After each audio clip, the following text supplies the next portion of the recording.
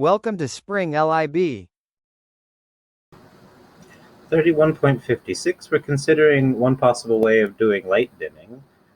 This is evidently used in theaters for dimming stage lights.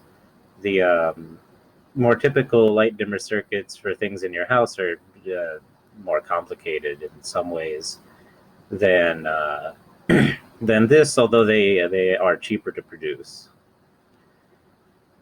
It uses a solid state component that we don't need to worry about right now, because that's not what this problem is. Anyway, so our voltage supply here is 120 volts RMS at a frequency of 60 hertz. And our light bulb is rated for 120 volts, so that's good. We aren't going to make it explode. And its power rating is 1 kilowatt. So first we want to find what the maximum inductance of this inductor needs to be in order for the minimum power in this light bulb to be 200 watts, or 1/5 of its maximum value. We want to know if you could use a resistor instead of an inductor, and if so, what is its maximum value? And then we want to discuss why you wouldn't actually use a resistor.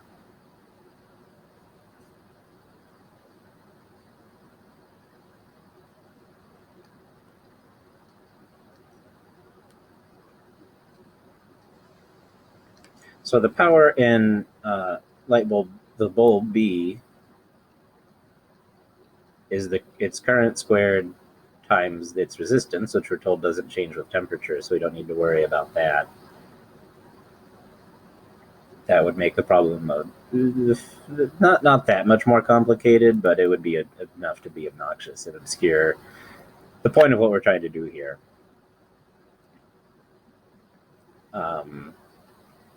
This is the RMS power. So this is the RMS current, this is the RMS power.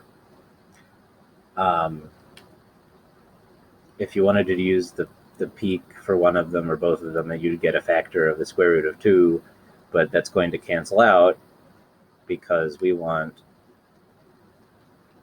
Pmax over Pmin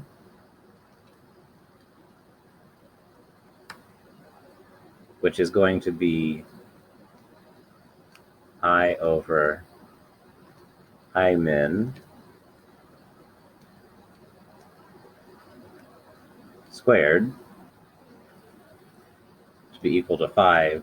And so the whatever factors we have to account for whether you're using the maximum or the RMS voltage they end up canceling out, and it doesn't matter.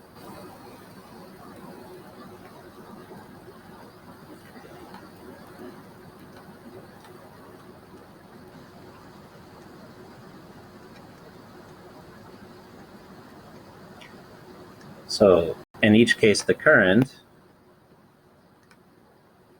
is going to be the EMF divided by the impedance. So you have the maximum power with the minimum impedance and the minimum power with the maximum impedance.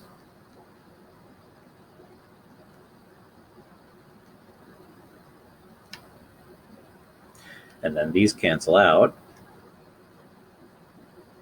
So we get Zmax over Zmin squared.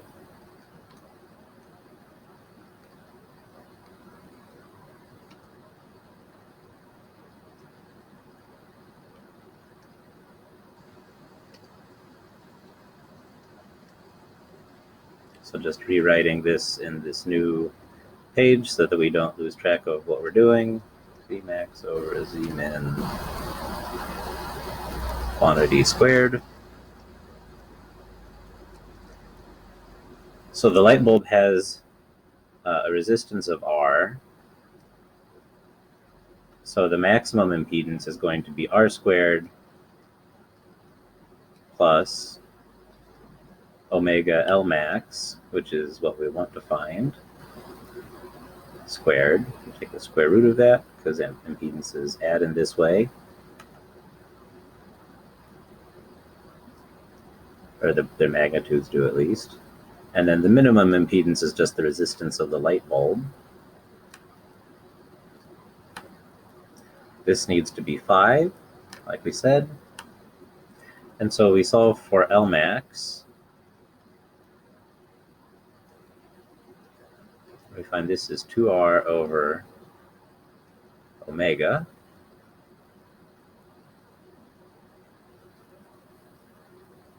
Now we know that the power the light bulb will dissipate is 1000 watts, and with power equals I squared R implies that, or no, actually the more useful one is power equals V squared over R.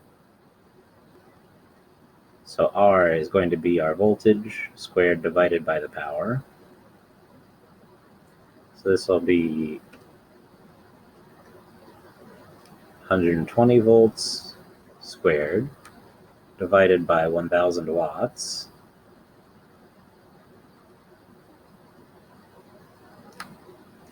And then 2 pi times our frequency gives us the angular frequency, 60 hertz. So we're probably in North America. A lot of the rest of the world uses 50 hertz. So this is 7.64 times 10 to the negative 2 henries.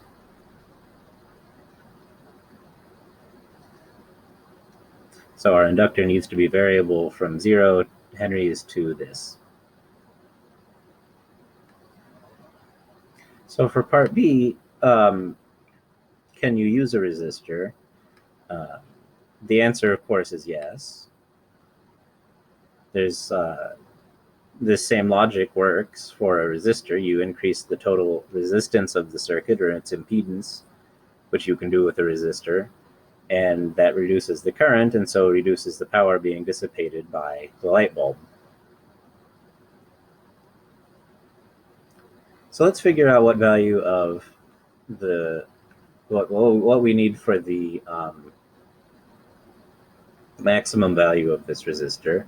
So using what we already did, we can write this as R max plus R, the resistance of the bulb, divided by the resistance of the bulb, squared, equals 5. Now what we want, or now we solve for R max. So we get the square root of 5 minus 1 times the resistance of the bulb, which we already know is our 120 volts squared divided by 1000 watts. If you want, you can work out what that actually is in ohms, but you could also just plug those numbers in directly like we did before. And we find that it needs to have a resistance of 17.8 ohms. Now, why don't you do this? It's because this resistor would get very hot because it's basically turning energy into heat as opposed to storing it in a magnetic field like an inductor does. So you're not only sort of wasting power, you're also making life more difficult for yourself, because now you have to figure out some way of keeping everything from overheating, which is a sort of a serious problem in lots of electrical engineering problems that involve large amounts of power. Is how do you get the heat that's inevitably generated, out of there? And so if you can just avoid making those problems for yourself in the first place, you really want to.